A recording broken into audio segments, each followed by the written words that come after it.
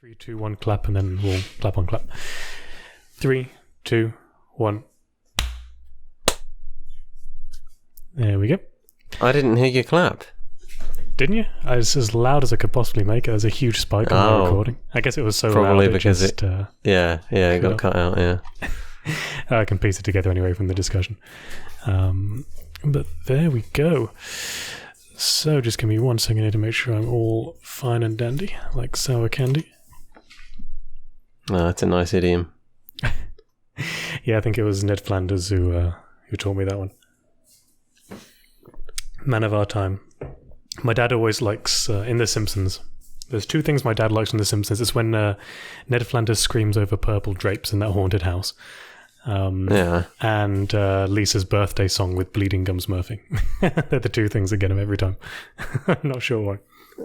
Yeah, I don't even know what show that is. The Simpsons? What? Really? No, I'm kidding. I know what the show. I know the show, but I can't place Ned Flanders. Is that also another joke? That's not a joke. That's actually not a joke. I haven't watched that much Simpsons. My God, you didn't have Sky One when you were growing up? Channel 4? No, we did. We just, we were watching cool shit. I was on Babe Station most of my childhood. Oh, nice. Okay, yeah. After Watershed, making the most of that one. Yeah. Yeah. No, Teletubbies and then Babe Station after 9 p.m. Wouldn't that come after? Like if you stay up long enough, like midnight you get Babe Station, then 6 a.m. when the kids start waking up, you got the Teletubbies straight after. Yeah, you could do that in reverse too if you're really dedicated. Well, Ned Flanders was the Christian guy with the mustache, Homer Simpson's next door neighbor. That's about what I thought. Yeah, good. Oh dear. So I do like to kind of start this off a little bit mentioning some statistics behind your channel. Some people get quite surprised because they end up not looking at it for many months or years or whatever, and they get quite surprised by these statistics. But looking at your channel, my guest today joined YouTube several years ago, around 3 years ago, has just under 250,000 subscribers at 248 at the time of this recording, 22 million views on his channel, and 140 backers on Patreon. It is Whitelight. How are you doing, Whitelight? I'm doing just dandy, my guy. How are you? I'm a little bit stressed this week, I'm not going to lie. It has been a very busy time for me. I'm moving back to the UK. Which how long have you been in America for? Well, I'm in Canada right now, in Montreal. And I it's see. Coming up to 2 years. So my visa's coming to an end. I have an open work permit, which is unfortunately coming to an end. So right now there's boxes everywhere, organising paperwork, customs forms. It's a bit of a pain. I don't have a printer, so trying to get all that sorted. But we're getting there. Shipping things to the UK is stressful. There's like 1,000 forms to fill out. I've got to have a basic list of all the things I'm sending, like the number of socks that I'm sending back, the number of pants, everything in between. Well, if you get raided by the FBI, then I'm pretty sure it's 1 year of jail time per sock. Yeah, good thing I put pairs of socks as well, or else I'll have an odd number. It'll be 13 socks. Yeah, exactly. Double, yeah. Oh dear. But it's getting there. All the paperwork is pretty much done. Everything's ready to be picked up because I'm doing a bit of traveling before I head back myself. Oh, wow. I don't want to lug all this stuff around that I have, so I'm shipping stuff off with a shipping company. Where are you heading? Right now I'm in Montreal, and on the 8th of August, which is Saturday, I am going to be heading to Edmonton to visit some family, which is in Alberta, on the west side. And then from there, I'm going to Banff National Park. I'm not sure if you've heard of Banff. Badass motherfucker? That's what it's going to be when I go there, damn right. So I'm going to change the name. So there's a big national park. What does it mean now? Pardon? What does it mean? What does Banff stand for now? It is buxom, attentive, naughty females. Is it really? Yeah. We'll say yeah. We'll go with yes. Yeah. I verified that. Yeah, that's what it is. Verified. It's got 2 Fs as well, so double female. Oh wow. But yes, I'll be there for a bit. Big national park in Canada, then off to Vancouver for a little bit, and then home. So things are very, very busy right now. But I've got my time here to discuss you and everything about your channel, which I've been immensely looking forward to after watching so many of your videos. I do try to watch all the videos of the people that I speak to. Yeah, bet you had fun with that one. It does get tricky. Particularly with yours, you've got some long videos on your channel. Which... What did I say at 3 hours and 22 minutes and 14 seconds into the Death Stranding commentary? Now, that one I haven't watched because I'm going to play Death Stranding. You clearly haven't done your research. I'm leaving. No. Well, I'm playing that game when I get back to the UK, which is on the 22nd, so I've purposely not watched the ones that could spoil things. But I have watched the ones that don't spoil things. So nice save. Nice save. All right. Exactly. Looking at your channel, you started this back in 2017 in February, so over 3 years ago now.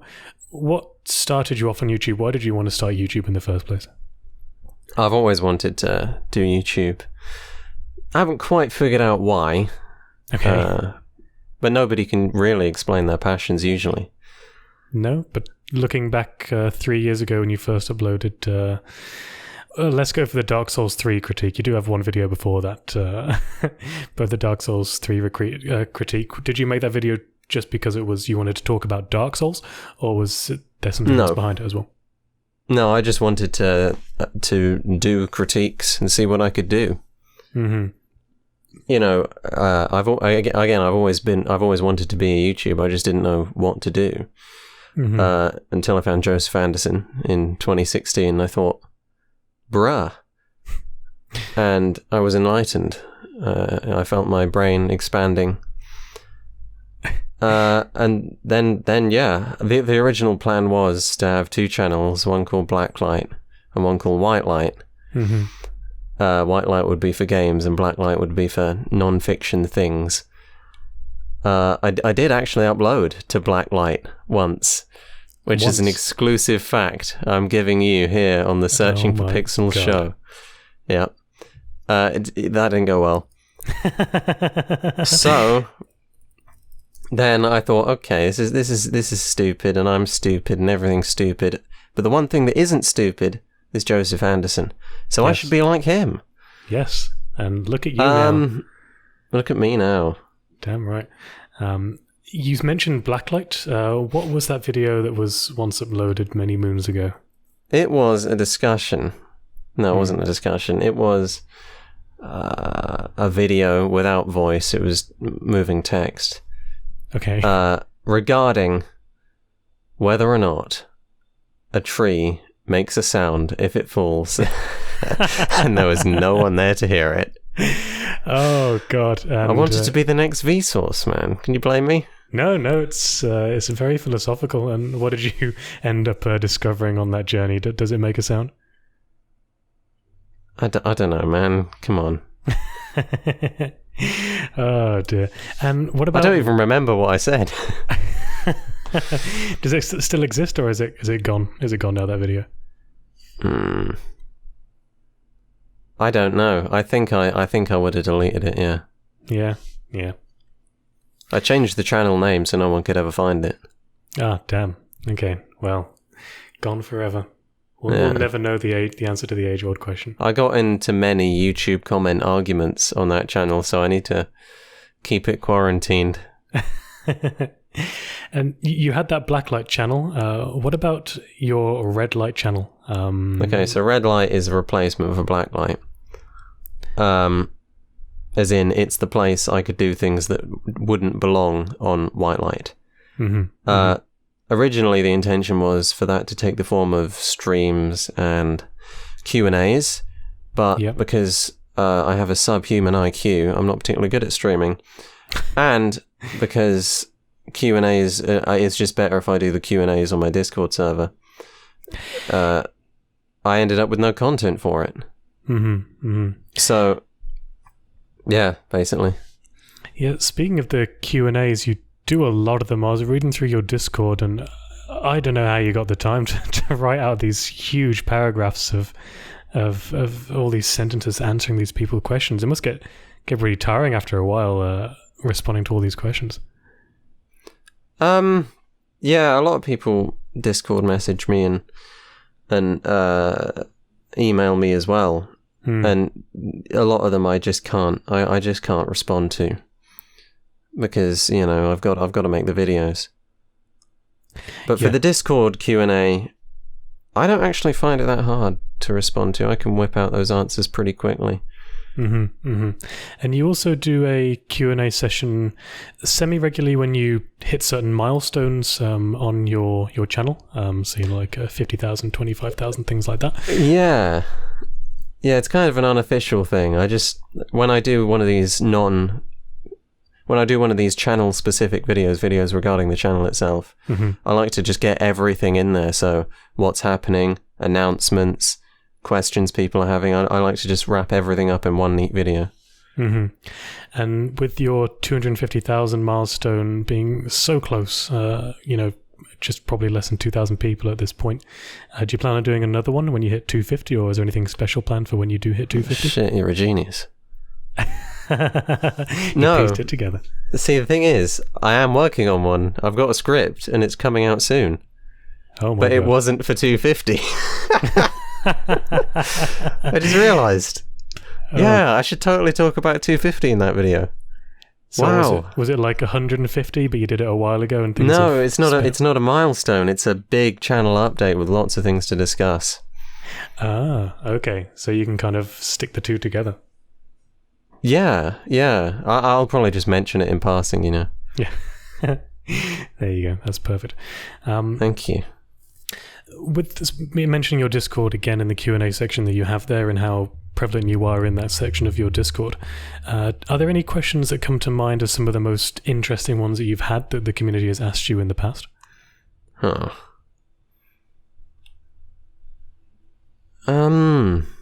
Someone asked me a question today about what I thought about level gating in games. That was interesting. I like when they talk to me about game design. I like when they talk to me about my favorite games, but a lot of the time they also talk to me. A lot of the questions I get, I'd say 50% of the questions I get are, have you played this game, and are you going to cover this game? And I'm just one person. I don't play that many games simply because most of my time is occupied on making videos about them. So it gets a bit disappointing, I guess, to constantly have to say no, I haven't played that. I'm sorry, I haven't played this, because it sucks. They want to know, but I can never give it to them in it. I wish I could, but I really can't. And speaking of the level gating question you had, I think I read that question earlier on today, and you talked about how in terms of level gating you prefer it when the game design is changed, so it's a skill-based level gate rather than a statistics-based one. Am I right in saying? Yeah, exactly. Yeah, I agree with you on that one. I think you brought the example of Assassin's Creed, where it can be skill-based in the certain sections where you can't progress. Is that right? I said, like in Origins, you could visit wherever you like from the get-go, but it would be better if instead of the level difference making it next to impossible, it's the skill difference. The enemies are simply tougher. They require a degree of mastery of your current mechanics that you simply don't have yet, which allows for challenge runs and a far more rewarding sense of progression. Many games already mechanically gate with abilities. You need a certain ability to get past a certain enemy. But that's even more restrictive than level gating, because now next to impossible becomes literally impossible. So the best way of doing it is gating mastery over the skills you have at the start of the game. Yes. In my opinion. Much more satisfying as well. To do it that way. Speaking of Assassin's Creed, looking at your channel, you have played a lot of Assassin's Creed games. Unity. I used to play them yearly, and I just thought, wow, this is great. Yeah, I should make videos about this. Are you still playing them yearly? Are you a buy on release kind of guy for the Assassin's Creed franchise? No, not since Syndicate. No, okay. Was that the turning point for you when it kind of dipped? I very rarely play recent releases anymore. Because I know if I have a big time investment into a game, I probably want to make a video on it. And surprisingly, striking while the iron is hot is actually a terrible strategy for channels like mine. Yes, we're looking at the titles of 6 years later. Yeah, you always want to do...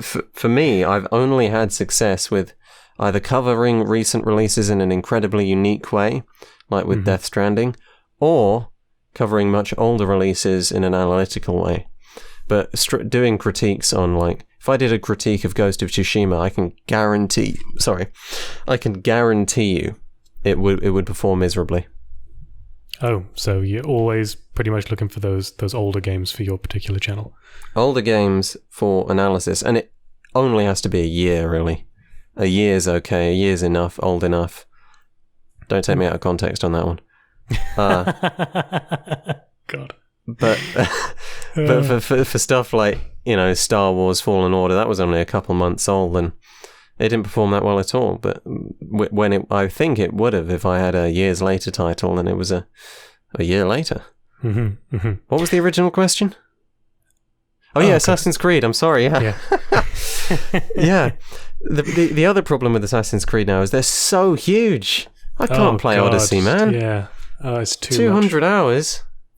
Yeah. You kidding? It's I really do have Ubisoft fatigue in that regard. I tried playing Origins for a while, and while it was enjoyable, just looking at the map, I'm like, I can't spend all this time doing this. The time is an asset to me at this stage in my life, and while I enjoy the game, it's too much. It's far too much for me. Yeah, a lot of people have that sentiment, which is interesting to me. A lot of people have the idea that games are too long and there's too much content, and I want it more of a bite-sized experience. I actually find it slightly difficult to conceptualize, even though I understand the basic argument. I don't want to have to spend a lot of time on it, but I also think to myself, well, you could easily pace that out. You don't have to play the entire game in one sitting. Maybe it's because after a while it gets boring.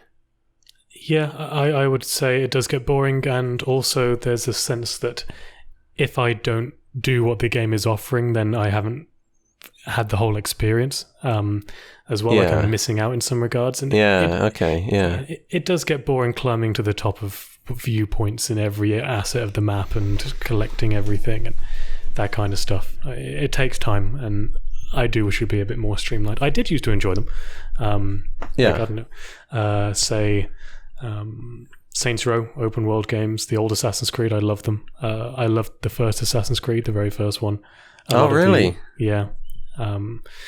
Because it was so different, I think. That was one of the... I don't think it was a release quite title. Different, wasn't it?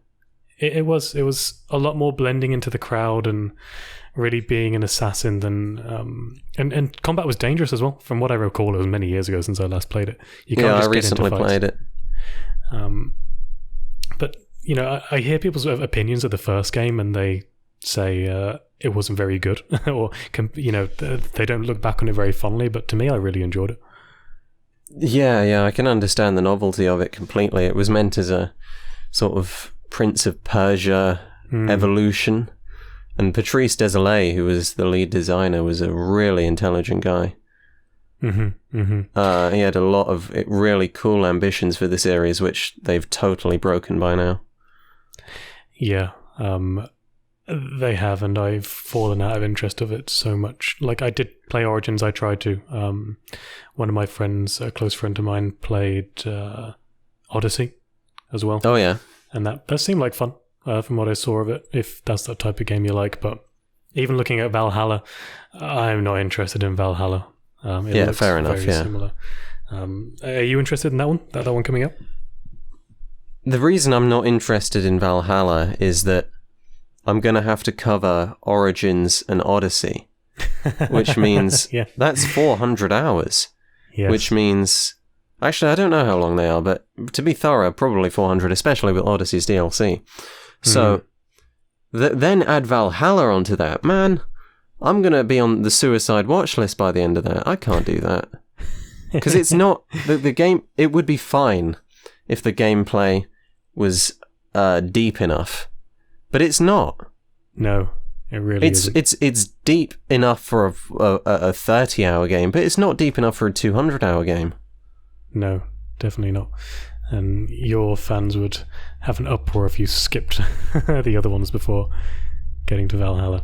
Yeah, I'm going to announce my plans for the series in the video. I'm not covering them in order, because the trouble is with covering them in order, I'd have to play them in order.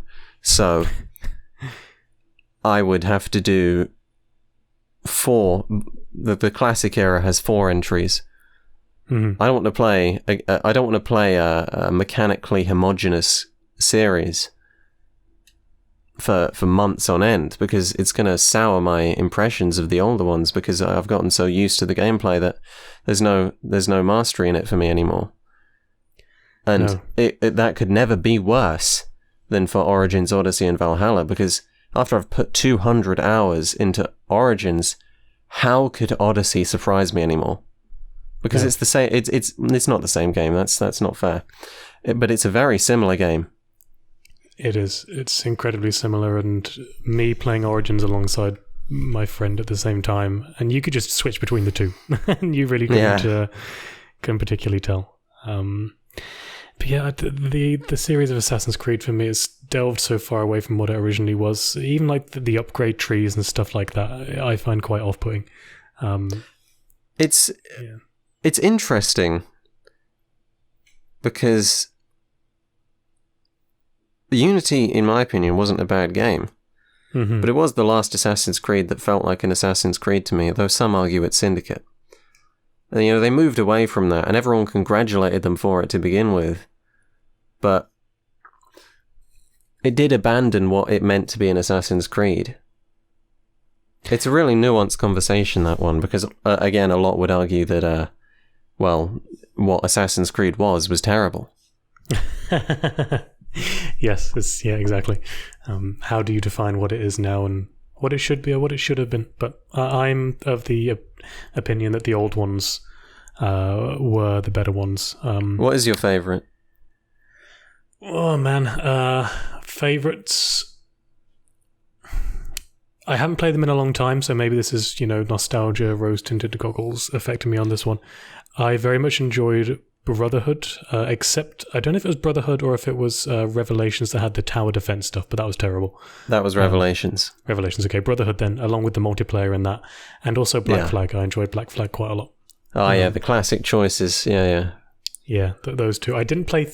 I think I bought 3 secondhand from CEX quite a while ago. Didn't really get into it.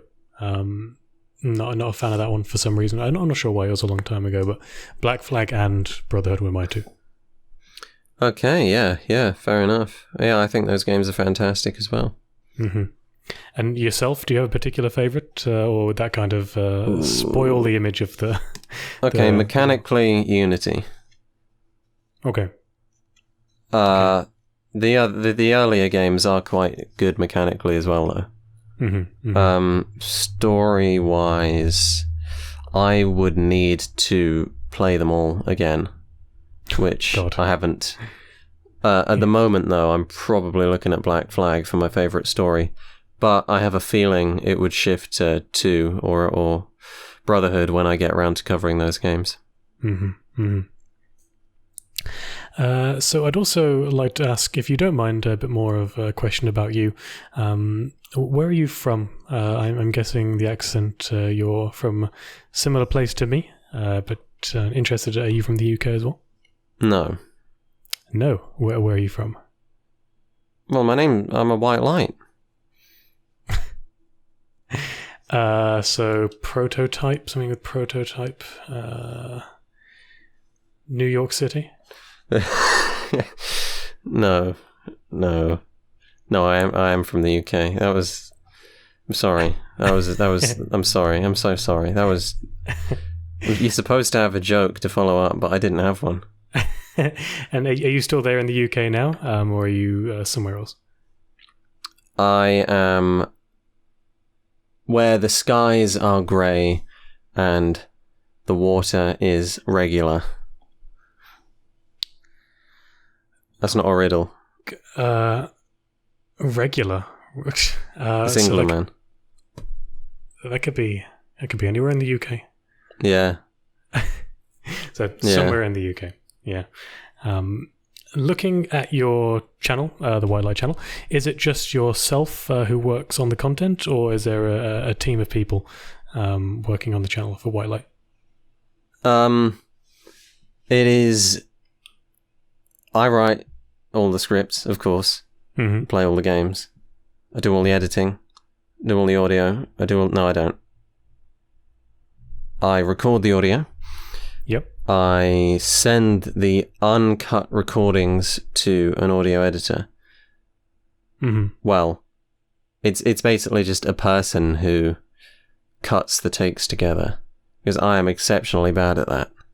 Oh. So I outsource for that. Yeah. And then there are some videos that are edited by an editor. Okay. And I think that on your prototype video, the introductions that were made for the prototype video, that was done by an additional person as well? My original thumbnails, if you look all the way down on my channel, were done by a guy called Chimera in a Suit, who is an absolute legend, and he did my thumbnails for me.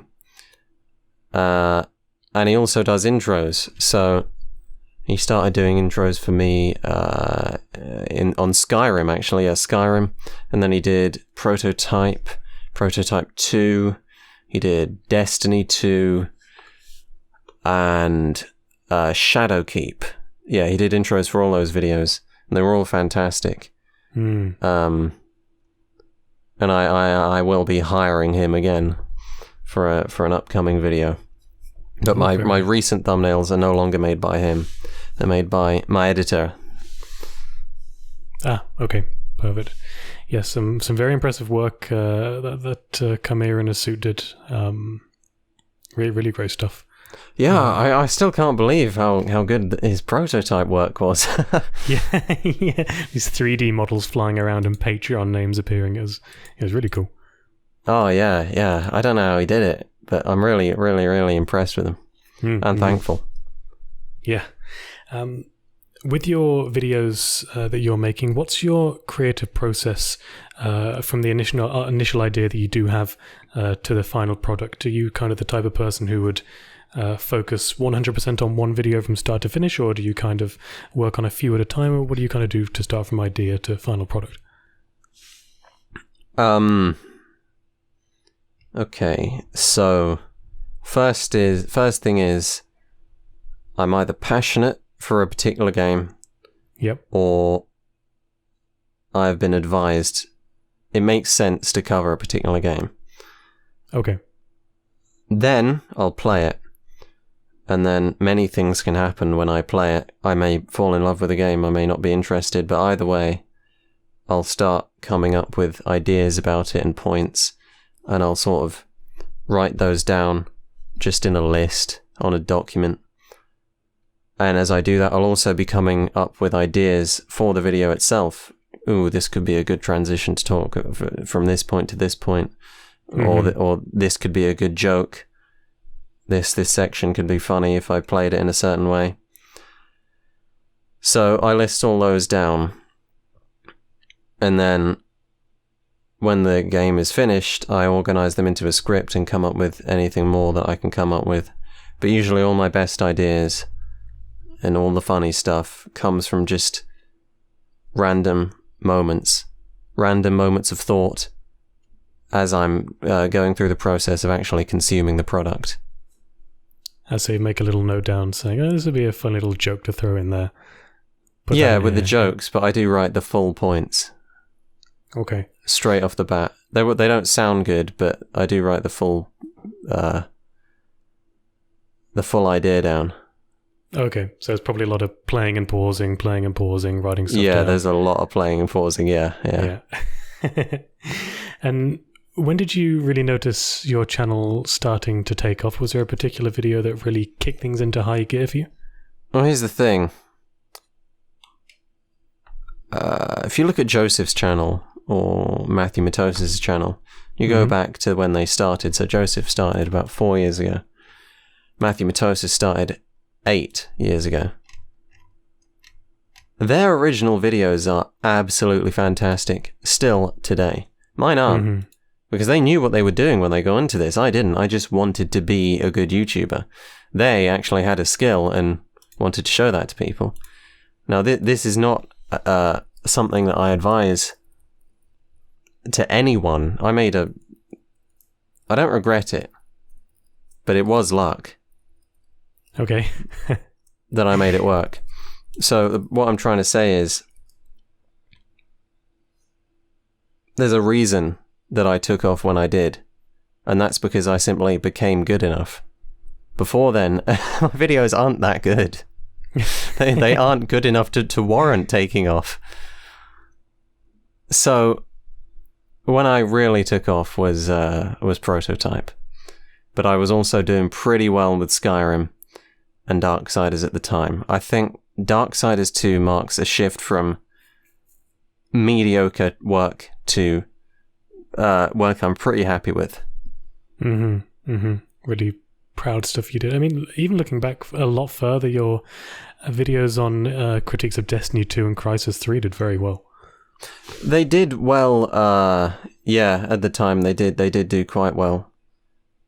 I wouldn't call it taking off though, because it was a slow sort of 2-year climb from no subscribers to 30k, and I was gaining so slowly around 30k. But then Skyrim gave me a lovely boost. Prototype smashed it through the roof, and then Minecraft smashed it again, and Watch Dogs did fantastic, and Black Flag did fantastic. So it's been boost after boost after boost ever since Darksiders, really. And looking back 2 years ago, you did your video regarding Warframe. Are you still playing Warframe to this day? No, I wouldn't dream of it. No. Why is that? I can't say. I think I have. I don't like the Alchemy of Addiction video. I like the thumbnail. I really like the thumbnail. And I like the title. Yes. But my argumentation wasn't particularly strong. I was constantly patching arguments in to support my arguments in the form of text. And it's such a poorly argued, poorly made video. And it gives me PTSD with Warframe. Oh god, I thought it was quite enjoyable. I enjoyed that one. Oh, thank you. I'm glad to know someone did. Yes, your video inspired me not to play Warframe. I don't know if it's still the same now. Like it's that's a free-to-play model game, and it is 2 years old. I do kind of keep up with it. I keep up with Quiet Shy. You heard of her? Quiet Shy? I don't think I've heard of Quiet Shy, no. Oh, she's this hilarious Warframe YouTuber that just does nothing but insult our audience. It's brilliant. Oh, good. I watch her for that alone. Yes. I do like when people do that. Yeah, I keep up with Warframe through her. It's similar. Yeah, it's though the thing is, in 2017, Warframe was essentially considered God's gift, but now it's not. No. I'm looking at Quiet Shy now, and I got to say I'm a fan of the thumbnails. Yeah. They're drawing me in. I imagine it's changed a lot of those 2 years to what it is now. I mean, I think I downloaded it very briefly many years ago and then stopped playing. It's shockingly easy to get addicted to. I could not believe that I had 94 hours on it when I looked on Steam. It's one of my most played games ever. What? Yeah. I don't even remember playing it. It's so easy to just pass the time on it. You're not tempted to log back in for old time's sake? No, staying away from there.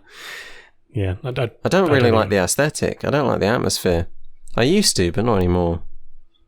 No, it's a bit grey, isn't it? Seems a bit... It's brown. It's grey. Yes. The Greniers are stupid. Look at their stupid faces, and their stupid bodies, and their stupid names, and their stupid voices. It's just a terrible game. Yeah, maybe I'll stay away from that one. Then doesn't sound like a solid recommendation in 2020. Well, not from me, but no. I'm sure the Warframe community would have some more nuanced thoughts on that. No, but you said Quiet Shy insults the game as much as the critics. Yes. Yeah, sorry for interrupting you. The community is. It used to be a fantastic asset. I wonder if it's still the same. I'm not sure. Yeah. Hope so. Dare find out. Yeah, hopefully, but not worth reinstalling to find out. Looking at your channel again, you pretty consistently produce a video each month for your channel. You know, sometimes there's breaks, as there always are. Do you find it tricky to constantly make these videos so regularly? Considering, you know, some of them can be 7.5 hours long. Is that tricky for you?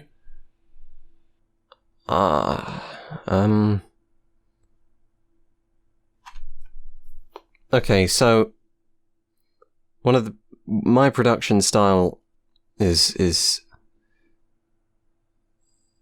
I get very bored working on the same project over and over again for an exceptionally long time. I mean, imagine if you had to do nothing but think about one product for a month.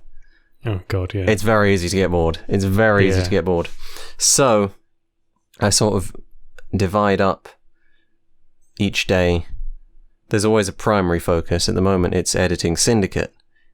But I'm also working on Driver San Francisco. I'm working on that channel update. I'm thinking about Far Cry 5. I'm thinking about Watch Dogs 2. So all the time, I've got lots of projects open. And what that means is, and consider, because I also have to communicate with my editor as well, who's working on stuff. What that means is, it's not work on video. It's not start to finish release. It's lots of things are being started and finished all the time. So that means sometimes, some months, I've uploaded 3 times in a month. But other times, there's been a 6-week gap, like there was between Unity and Life is Strange. And that's because of this, you know, this inconsistency. And I want to rectify that. Mm-hmm. And do you have a pretty strict schedule for doing the stuff that you do? Like, you know, wake up at this time, 3 hours on this, have a break, 4 hours on this? Or is it a bit more ad lib as long as the job gets done? No, I don't. I don't have a schedule. I have a strict wake-up time, yeah. But I try to force myself into these things, but because the processes are so... Some of the processes, editing, for example, and audio work, is so unfathomably boring. I can't force myself into that for 3 hours. Sometimes I can do it, but it's not feasible a lot of the time. You just gotta go with what your brain is telling you. Mm-hmm. Sometimes it's saying, I want to play, so you play. And obviously you play a game that you want to cover, which counts as productivity. Yes. Sometimes it's saying, I got ideas, I want to write. I try to play to how I'm feeling at the time to maximize efficiency. It's really tough. It's really tough. Mm-hmm. But I have been trying to do stuff like, I've got a Chrome extension that blocks off all access for a certain amount of time, so I can't get distracted with stuff like that. Mate, can you send that to me, please? It's called Stay Focused. Stay Focused. Okay, I'm going to make a note of that. I need something like that. I was thinking of getting one of those dirt cheap phones that, you know, barely has WhatsApp on it to stop wasting time. Oh God, yeah, I don't like using my phone to get distracted because it's just so much quicker to use your computer, you know. Yeah. I never consider my phone a distraction, which is weird because that's I don't know, everyone else does, but I always prefer to get distracted on my laptop. Yeah, I find that if I even put the phone in a different room, like if I'm working and I just put the phone like on charge in the bedroom and close the door, then I do so much better than like having it on my desk. Yeah, that sounds like a great strategy. Yeah. Yeah, but you can't really do that with your laptop that you're writing scripts for. No. Looking at your videos and the stuff you discussed before as well, it seems you're a pretty big fan of Human Revolution, Deus Ex Human Revolution. Oh, dude, don't even get me started on Human Revolution. It's literally the best game ever made, and I'm okay. So have we got another 8 hours? Yeah. Okay. So the first good thing about Human Revolution, yeah. No, I'll save this for a video. Oh no. Okay. Well, I'm sorry. Okay, that's fine. No, I didn't have anything to say. It's really cool, dude. Trust me. It is. I played it. I loved it. I love Human Revolution. One of my mates bought he bought the Adam Jensen jacket, the coat he has. Oh, he bought one of them. That's so cool. Which did it look good in real life? I would have enjoyed it more if it was a little less, if it was a bit quieter with what it was going for. Like, if it had the black and the gold theme with the triangles, that's really cool. But it had stuff like Deus Ex written in it, which, if they got rid of the branding, would have been awesome. But it did look pretty nice. It was a nice jacket. And yeah, I love that game. I do remember the ending of that game with, I actually stepped away from the computer and the Xbox or whatever I was playing it on and thought about the ending, like, which one do I want to pick? Because it was a multiple choice ending. And I thought about it for a long time. And I was like, what would I do in that situation? It really made me think. That is such an interesting ending. People hated that because it's just a cutscene. But philosophically, I find it incredibly, maybe deep's the wrong word. I don't know. Maybe deep is the right word. Yeah, it's very thought-provoking. Yeah. It was fascinating because it kind of had the, maybe not as bad as in Mass Effect where, you pick a choice at the end compared to the whole game. But even though it was a cutscene, as you say, and you have to pick one of those three things, it still did it exceptionally well. And it really did make me think about what I would have done. Yeah, I mean, this is a decision we're going to have to make as a society, and you have to make it. It's such an incredibly tough decision if you want to really grapple with it. One thing I'm very interested in seeing is how does Cyberpunk 2077 take on this topic, even if it may not take it on directly as Human Revolution did, but it seems to have a similar time frame, style, augmentation, that kind of stuff. I wonder how they're going to tackle the subject. It won't be as intelligent. No. It won't be. Yeah. I promise you. Yeah. Not because Deus Ex is genius, but because Cyberpunk won't aim for that kind of thing. Cyberpunk does have a lot of commentary in it, but it will be far more abstract than Deus Ex and far less grounded in reality, in my opinion. That is my prediction. Yeah, I think they're going to focus on the characters and the stories and the factions that have built up from that kind of world rather than the philosophical questions that the world presents. So we'll see. I mean, I'm probably going to pick it up, to be honest, but yeah, who knows? I think I'm going to abstain from Cyberpunk. Oh yeah? Why is that? Because it'll change my thoughts on Human Revolution too much. Okay. And what did Mankind Divided persuade you about Human Revolution if you played that game? Okay. I didn't like it as much. I thought the story was terrible. Yeah. I still think it's one of my favorite games of all time, nonetheless, Mankind Divided. Simply because it's a good immersive sim, even though the story is terrible, It's got everything else right. Yeah. I enjoyed it a lot, but my main reason I enjoyed it a lot was the world building and the size of the free roaming world that you could take place in. Like, it was an open world game, but it was so condensed that it was actually interesting, which was the opposite of the Ubisoft problem, which I seem to have, that we just talked about. That it was this is the immersive sim style, yeah. Yeah, and it was great. If you want another game like that, apparently, I haven't tried this myself, but apparently this is sort of a revival of a specific kind of game. And Vampire the Masquerade Bloodlines was one of them. So if you want a game that makes you feel that way, that's the one to play. Yeah, I've tried to play that twice. Once maybe a few months ago. Didn't really get into it. I think maybe I have to kind of push through like the first hour or so to really get involved. But okay. Yeah, I tried to lure a prostitute down a dark alley and suck her blood, but it didn't work. No, like I tried to bite her, but then she ran away, and then the police came after me and started shooting me. So yeah, it's interesting that way, because you really have to, even in Deus Ex, you have to really behave as you would, you know. Yeah, you can't just start beating people up. If the police see you, they'll see you, and if they see you, they'll remember you. So yeah. I thought I got away with it, though. Like, I took her down... This sounds so creepy, God. I took her down a really dark alley as well. But it didn't quite work out. Oh, God. I mean, I'd like to give it one more try if I have the time. I really want to try that, yeah. But there's quite a lot of mods that people recommend downloading as well to give it quality of life improvements. Oh, you can't... A lot of people say you can't play the first Deus Ex without... certain mods that fix things like the controls, which suck, the lighting in the earlier levels, which sucks. That stuff does really annoy me, though. There's one game, Star Wars: Knights of the Old Republic, that I have tried so many times. The second one, I've tried so many times to get to run properly, but after Googling everything, YouTubing everything, it just doesn't work on my laptop. And it really sullies the experience, because I heard it's such a good game, but so many technical issues just get in the way of it not physically working. It really frustrates me.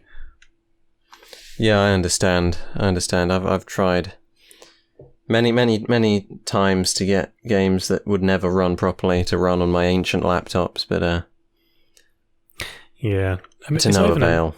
It's not an ancient laptop, it's like a new gaming laptop, but I think it's because the screen's 144 hertz and you can't physically change it to a different refresh rate. I see. It's really weird. I've gotten through like a couple hours of the game, then I get to a cutscene, and then after the cutscene it crashes and I can't get past this one cutscene. Or after that cutscene, if it happens to load, I can't use the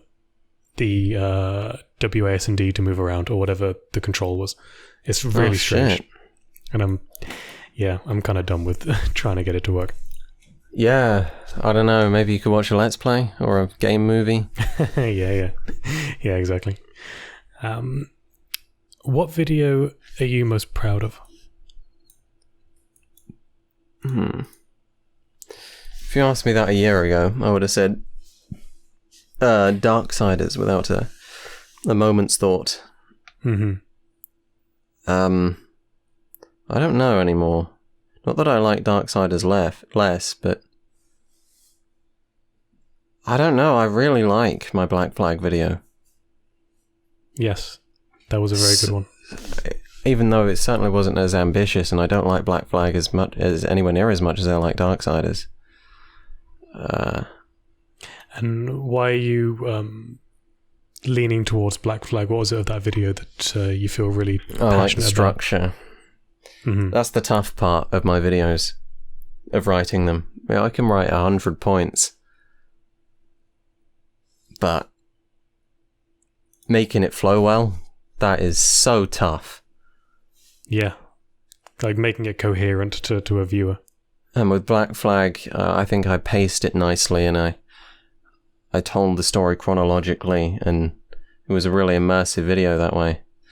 Mm-hmm. I think the reason that people cried, so many people say they cried at the end of the Black Flag video when I showed the ending, was because I had sort of naturally, it felt natural anyway, naturally reintroduced all the characters and all their complexities and all the events that happened, and it sort of just felt right in the video. Mm-hmm, mm-hmm. And so you sort of re-experience the story in a sense, chronologically. And so the ending to the game felt like an ending to the video, and it was just as it wasn't just as emotional, but it had some emotional impact that it wouldn't have if I had told everything out of order, and if I hadn't drawn attention to specific story beats as I went through the video. Mm-hmm. So that I really tried hard. I really try hard with all of my favorite videos to make you feel, to impart some level of the experience itself onto the viewer, which sounds really weird and artsy, but that's basically my only ambition with the channel. And the lessons you learned from Black Flag and what you took away from it in that positive light of having that structure, is that something you try to do more now moving forward, seeing how it worked before? That was what I tried to do fundamentally with the Darksiders video, and this was all inspired for me by Matthew Mitosis. So he has a 6-hour Dark Souls commentary. And what's so special about that is that you go through the game with him. So you feel like you've experienced Dark Souls as he's telling you all this incredible stuff about it. And that made me think, holy shit. It's such a brilliant thing to be able to make the viewer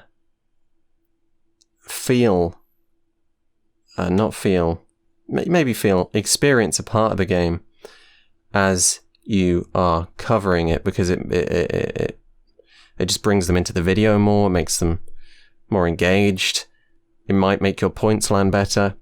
And this is also something Joseph Anderson did, I think, with his Witness video and with his Edith Finch video. You really feel like you've gone through the game with that person and experienced it to a degree. I really wanted to do that in my own way, and I really wanted to master that. So with my Darksiders 2 video, it's the only video I have, apart from the Death Stranding one, in which you can hear some of the background audio. I never do that. So I recorded the entire game with no music, just so the transitions wouldn't be harsh between the background audio, just so you would feel more planted in Darksiders. That's awesome. And I did the same thing for Death Stranding, and I always want to do that with my videos, and I'm really happy with how it worked in Black Flagged, and it's all inspired by the incredible work of Matthew Mitosis and Joseph Anderson. And the style of videos that you have on your channel, you've got your critiques and you've got your 5 years later, 10 years later, those types of videos. Are there any styles of videos that you would like to make but haven't tried or gotten around to yet? Is there anything you'd like to experiment with? Oh yeah, I'm always experimenting. I feel like it's a problem, because I'm always veering off in these weird directions, like the sort of comedy thing I did with Need for Speed Heat, the sort of the short retrospective thing that I did with Mad Max Design Secrets.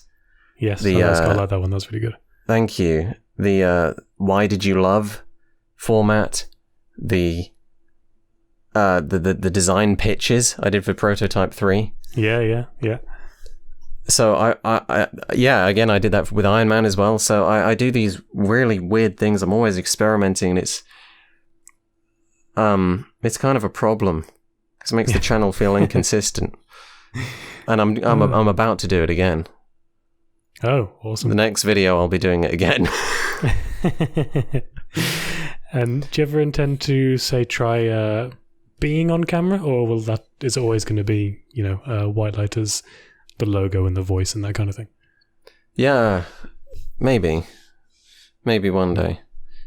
Maybe I need a good camera and a good set, and I know not everyone would like it, because you don't want to. People have these ideas of what a person looks like in their head, and dispelling that image to replace it with something else can often ruin the magic for them.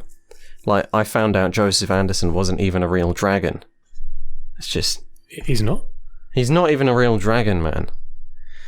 God, and Shami, dude, he keeps saying he's an owl, but then he uploaded a picture and where's his wings? And he's not an owl. What about Mandalore? Is he a continual knight? Or can he take the helmet off? Well, I watched a podcast with him, and he did talk about tending horses, so... Oh, dear. Okay, well, you never know. I actually... God, this is so embarrassing. I went on Joseph Anderson's Q&A before I started the channel. I asked him to never show his face because I always wanted to think of him as a dragon. Oh God. Oh dear Joseph, I am writing to you. Yeah. That was basically it as well. Oh no. Oh God. Yeah, I just my logo is my picture, so people just know straight off the back that I'm an ugly fucker. So that's not true, man. You've got look at your glasses. Photoshop, mate. Sorry, it's look at your beard. Like that. Yeah, but although the problem I'm having right now is my hair is thing. It got to the point where I got a sunburn when I went out on holiday for a weekend away, and I think that's the official sign. Right. Yeah. I should have seen it come and look at my side of the family. God, testing my waters on that one, testing the luck there. Yeah, I just employ the hermit strategy for avoiding the sun. Yeah, I do wonder at what stage I'll shave it off though, because my goal is when it gets too bad, I'm just going to get really buff and shave it, and then I'll get away with it. Yeah, exactly. You can't pull off baldness unless you're buff. No, you go. That's the one thing. Yeah. If I ever start getting bald, I'm going to have to hit the gym all the time. Yeah. So what did you sign up for the gym for health reasons? No. It's losing my hair, so yeah, had to get ripped. Oh God! And is YouTube your full-time career as of right now? And what did you used to do before YouTube? Before YouTube, I was a sado. Mm-hmm. Yes. I was. What was I? Yeah, I was a student. Ah, okay. So straight from university into YouTube. You could put it that way. I've lived a complicated life. But yes, YouTube was the best choice for me at the time. Mm-hmm. Which is not a situation that often occurs, but it was. Yeah. Yeah, I was looking through your Q&A on Discord, and you mentioned in the early days of YouTube the sentence, I don't like to throw quotes at people, but to get the idea. Go ahead. You said you were uniquely boxed in by life at the time in the early stages of your YouTube career. I was wondering if, would you be willing to expand on that a little bit? Okay, so something... employment otherwise was impossible. Mm-hmm. Yes. And I needed to provide for my family. Mm-hmm. There was two things for myself, I couldn't just be a burden. Yes. So yeah.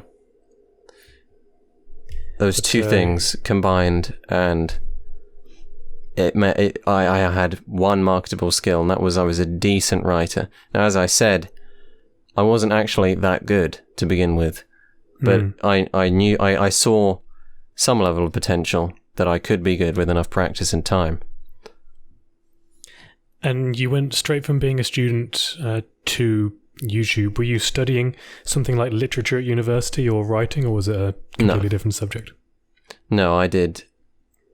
My highest level of education is in maths. I got some biology stuff, and I got some chemistry stuff.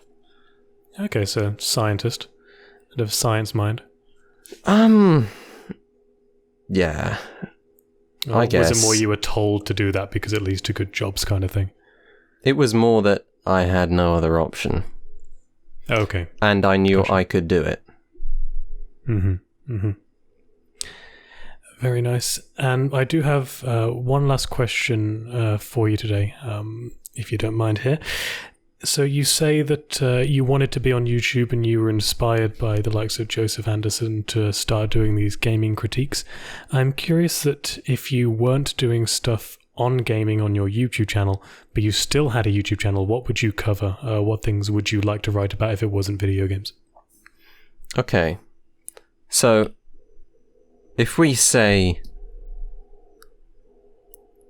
when I started in 2017, if I'd have taken a different path, Yeah. I might have covered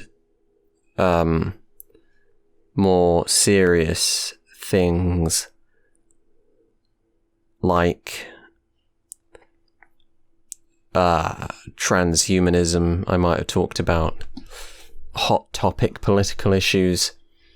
Mm-hmm. But I think the one thing that would have really held me back in that case was that, I knew in 2017 that I wasn't that good at YouTubing. I wasn't that good at critiquing. Mm-hmm. But it's not a big deal because they're games and I'm practicing.